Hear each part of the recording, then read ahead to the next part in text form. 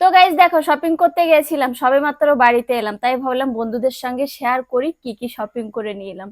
দেখতে পাচ্ছ কত কিছু নিয়ে এসেছি। চলো এক এক দিক থেকে তোমাদেরকে দেখানো স্টার্ট করি।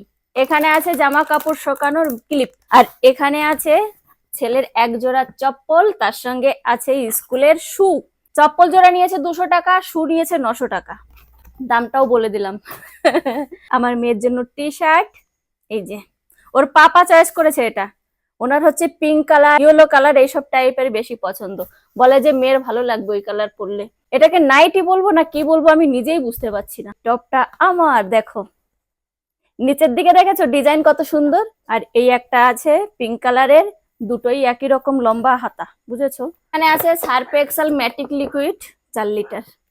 আর এই যে মপ। যা যা শপিং করলাম তোমাদের কেমন লাগলো কমেন্টে জানিও। আর যদি খুব ভালো লেগে থাকে চ্যানেলটা সাবস্ক্রাইব করো।